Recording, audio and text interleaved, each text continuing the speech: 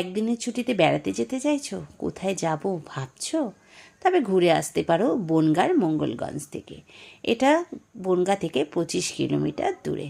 তোমরা যদি কলকাতা থেকে আসো তাহলে শিয়ালদা থেকে বনগাঁ লোকাল ধরে বনগাঁয় নেমে সেখান থেকে অটো করে যেতে পারো এই মঙ্গলগঞ্জে। অথবা তোমরা চাকদা হয়ে আসলে বাসে গোপালনগর হয়ে যেতে পারো এই মঙ্গলগঞ্জে। সিন্দানির আগে হচ্ছে মঙ্গলগঞ্জ।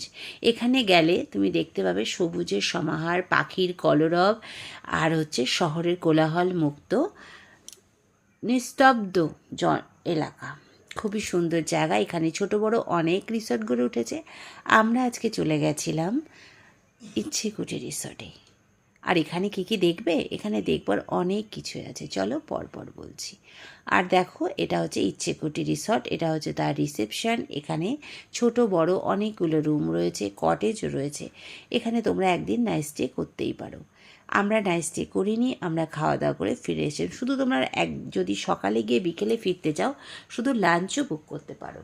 লাঞ্চের রেটও খুব রিজনেবল। যেমন আমরা চিকেন থালি নিয়েছিলাম, দেশি চিকেন থালি আমাদের নিয়েছিল 500 টাকা, আর ফিশ থালি নিয়েছিল 400 টাকা। খাবার দাবার খুবই সুন্দর, আতিথ্যতাও ভীষণই ভালো।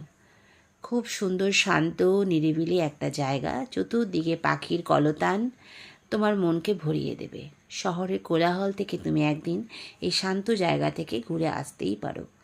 আর এই দেখো, খাবারেরও কথা দারুণ, খুবই ভালো ছিল। ভাত, এটা দেশি চিকেন ছিল, ধোকার ডালনা, আর তার সাথে ছিল এঁচোড় চিংড়ি, ডাল, আলু ভাজা, স্যালাড, চাটনি, পাঁপড়, মিষ্টি, দই কিনা ছিল। পুরো অনুষ্ঠান বাড়ির মতোই আয়োজন ছিল। আমরা এখানে খাওয়া দাওয়া করে বেরিয়ে পড়লাম নীলকুঠি দেখতে যাব বলে।